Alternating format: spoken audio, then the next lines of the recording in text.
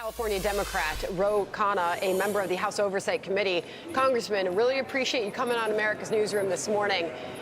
Kirstjen Nielsen is describing the situation there, a Cat 5 hurricane crisis situation at our border. At the same time in Washington, there's still a debate going on over whether or not this is a real crisis. Where do you stand on that?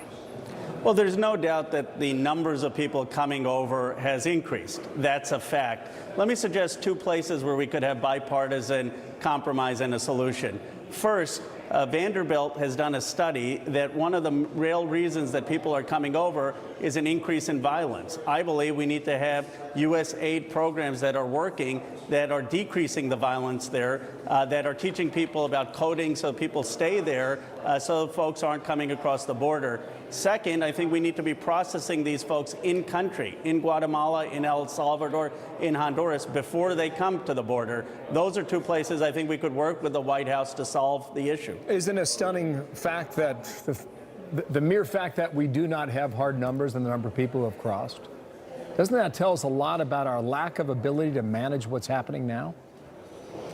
We do need to do a better job to manage what's happening. It's a terrible situation. It's a terrible situation for those who are coming across. It's a terrible situation for the country. No one is happy with the situation. So we need better technology to be able to monitor. Why have we waited so long then, Congressman? Well, Bill, I think there are places where we can find common ground. The biggest is to work with the UN Refugee Center so that we're processing these folks before they even get to the border. And there are thoughtful people at the White House, I think, who are interested in solutions. If we get beyond the rhetoric, there's no reason folks have to come to the border. We should be processing their cases before they even get there. I want to move on to the continued fight over the Robert Mueller report and the revelation of the full report and the details from that. We continue to hear your party's demands on that. Here's Jim Jordan talking Bob Mueller last night. That's why I think we should just bring in Bob Mueller. We can ask him all the questions we want and not jeopardize that at all. And anything they want to ask the guy who was the special counsel, who they said for 22 months was going to find collusion, and he did it. It was not there, even though there were multiple opportunities for Trump associates to collude. The fruit was dangled in front of them, and they didn't take it. Bring Bob Mueller in. How is this going to end? I mean, he's clearly slamming the move by Jerry Nadler to issue subpoenas on this. Did you like that display yesterday? Well, I'm on the same committee as Jim Jordan. He's always entertaining, even though we disagree. But look, I'm for bringing Bob Mueller in to testify, and let's hear from Mueller. I support that approach. Let's get all the facts out there. Let the American people decide. One place where we can come together is we know that Russia interfered in the election. And it's not a Republican or Democratic issue to make sure no foreign power ever interferes again. We need to beef up our technology. We need to make sure that we're not susceptible or vulnerable to those kind of attacks. In a period of 8 hours yesterday, Democrats request 6 years of tax returns from the president, financial records for his businesses, and subpoena for the full Mueller report to be delivered to committee.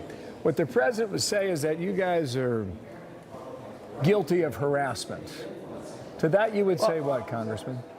Well, first, Bill, the president's a tough person. He's got to stand up to Xi Jinping. He can stand up and recognize the separation of powers and Congress's oversight role. Second, every president in the past has given their taxes. I mean, whether it was President Reagan, President Bush, President Obama. So we're not asking for something that other presidents haven't done. I don't think it's that big a deal for the commander-in-chief, for the leader of the United States to be transparent. I guess perhaps the more pointed question is 3 for 3 in one day. Was that planned?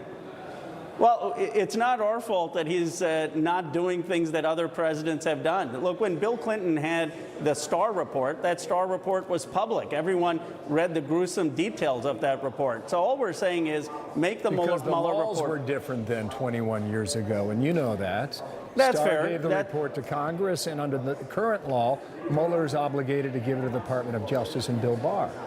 That's fair, but I actually think it's in the president's interest to get the report out. to get his taxes out, and then let's focus on things that actually are going to improve the lives of the American public. I think we can come to some kind of deal to lower the prescription drug costs, to build infrastructure, to invest in technology here so we can compete with China. Those are the things we ought to be focused on. So let's get this out there, let it be transparent, and then let's focus on things that really are going to make America stronger. Which brings us back to where we started, Congressman, because the president's priority is immigration and dealing with what he says is a crisis at our border. He will be down at the border tomorrow. You're a Democrat from California.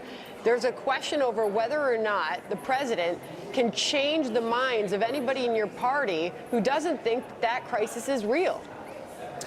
Well, I think if the president focused on places where we could have a common ground, better technology on the border, more immigration judges, so we're processing these cases, more support for these countries so that they develop economically and stabilize, and we don't see the number of migrants coming here. There are places that we can work collectively to solve this issue. We have differences of opinion, but everyone recognizes that having 100,000 people come in a month is not a good thing. Not acceptable. We agree on that.